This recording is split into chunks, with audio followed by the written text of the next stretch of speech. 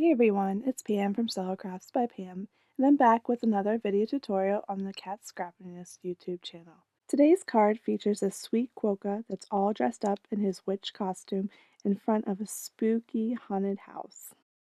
Here's a look at some of the supplies we'll need to recreate this card. First, we have this haunted house on the hill, so as a haunted house with a moon die. We have this dress up quokka set, and we're going to use this little quokka on the left.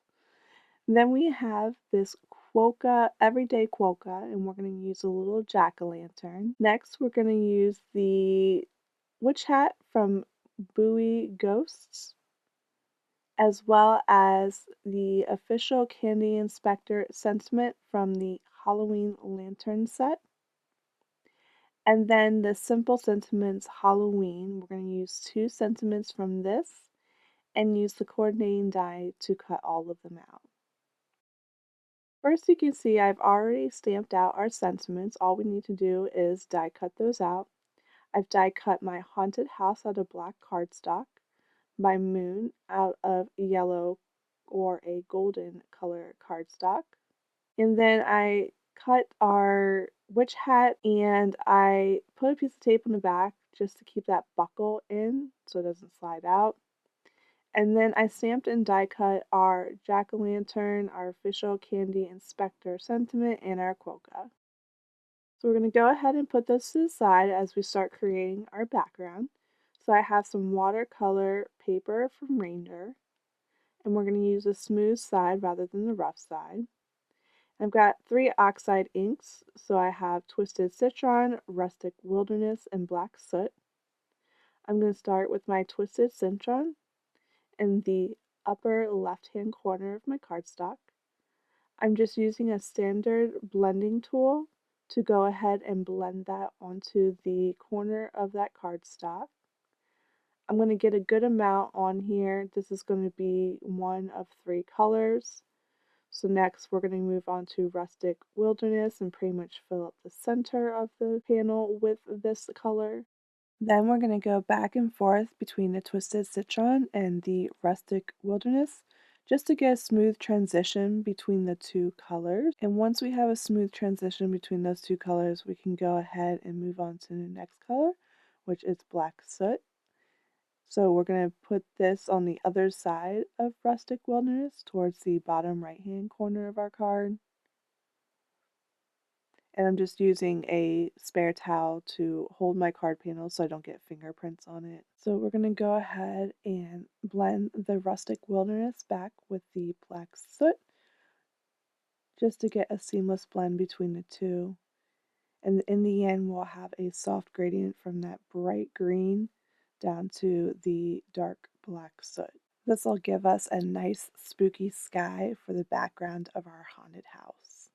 And here's a final look at what that looks like. Now to make it look even spookier, we're going to use some water from a distress sprayer to spray water droplets onto our background. And I'm just using a towel. I didn't have a paper towel on hand, so I'm just using this towel to lift up the ink where the water was splattered. And you can see we get this nice, cool, spooky effect.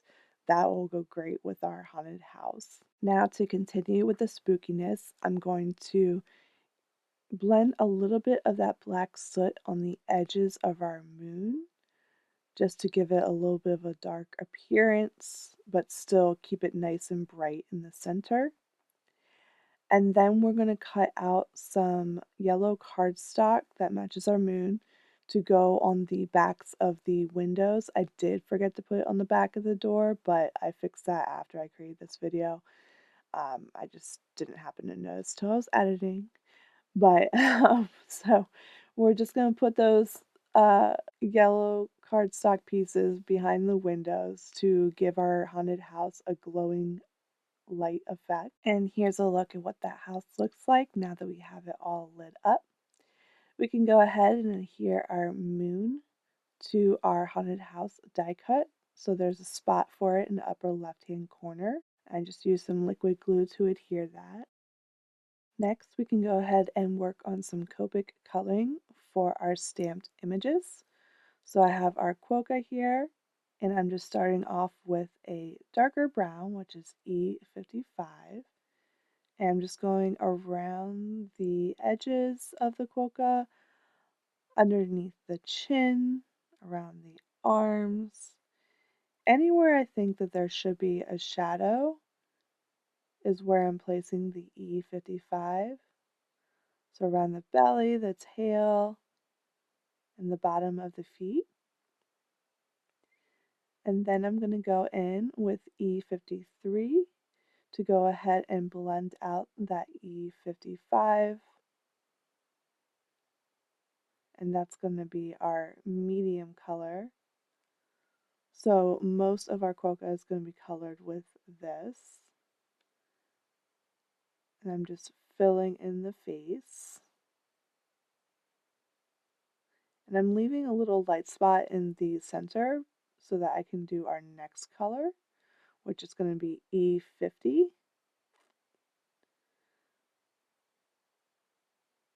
And that just brings like a natural highlight to the center of his face. Now fill in the rest of the ears with that E50 as well.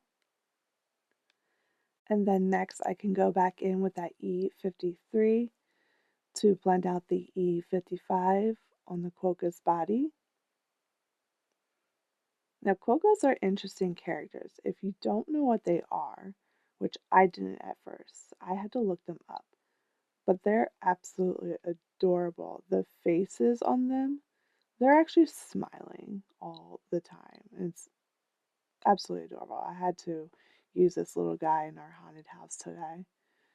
So I did what I did with the face to the belly. I left the center of the belly with a highlight, and then I went in with our E50 to fill that in.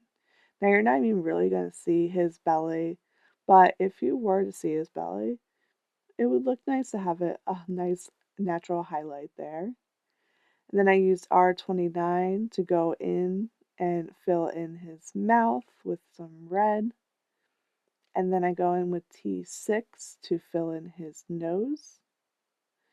And then next we can work on our jack-o'-lantern. So I'm going to use that same T6 to fill in the eyes and the mouth because it's dark inside our pumpkin. And then I'm going to use YR15 as our dark shade for our jack-o'-lantern. So around the edges, on the inside, right where those lines are, where there would be creases. And then going in with Y17 to fill that in. I wanted to make him really bright, so that's why I went in with a yellow color rather than an orange, as if he's almost lit up. And then I'm going to go back in with the darker color to go ahead and add those shadow details again that might have been blended out too much. And I made a little mistake here. I colored outside the lines, I know. So I went in with a white gel pen just to fix that up. So here's our finished images. And now I can add a little detail to our witch hat. I have this Karen marker in gold. So I'm just going to go over the buckle on the witch's hat to give it some glitter and gold, make it stand out a little bit more. Here's a closer look at what that looks like. I just think that added detail just makes it pop more. And then we can go ahead and use our die set to cut out our sentiments. So this is really cool. It's one stamp that you stamp for all of these sentiments. And then you can use one die to cut out all these sentiments. So after I use the 2 sentiments I'm going to use today, I have a ton of sentiments left for the next time I create a Halloween card. And I can just pull these from my stamp pocket, which is where I'm going to store them, and use them on future cards. So I think you really get your bang for your buck with this, in that you only have to stamp and die once, or stamp and die cut ones.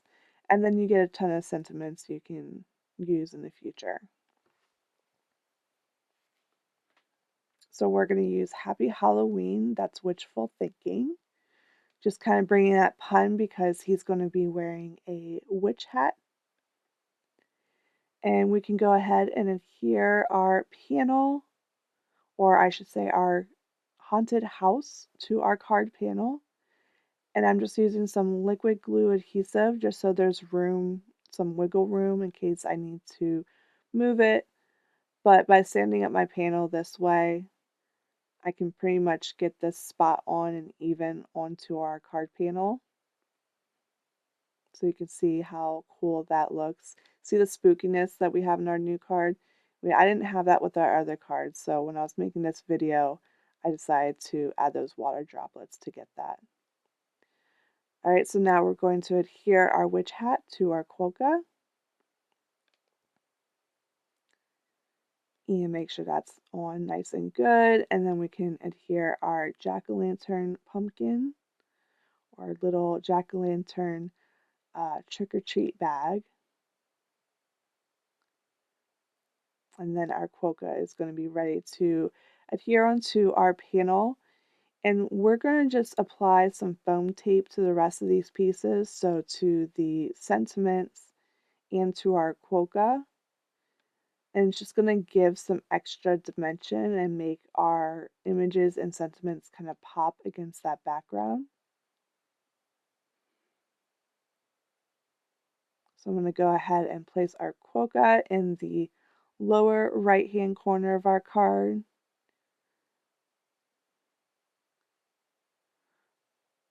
And for some dimension, I'm kind of bringing him so that he is close up to the card. And then we have our silhouette haunted house way in the background. So that size difference between him and the door makes sense because our haunted house is way in the background. And then I put on that official candy inspector onto the house, just as a sentiment, but it could be, considered attached to the house. And then, of course, we have the sentiment that's wishful thinking. Happy Halloween. And we can go ahead and take our final panel and adhere that to our top folding card base, which is an 8.5 by 11 by 4 1/4 inches sheet of cardstock that is then scored at 5.5 inches on the 8.5 inch side. Sorry, 11-inch side. This is a top folding card, so it's not 8.5 inches. It's 11 by 4 1/4 inches and scored at 5.5 on the 11-inch side. There we go. We got this. All right, guys. So thank you so much for creating with me today. I hope you enjoyed this video. If you did, give it a thumbs up and subscribe if you'd like to see more. Thanks so much for watching. I'll catch you guys next time. Bye.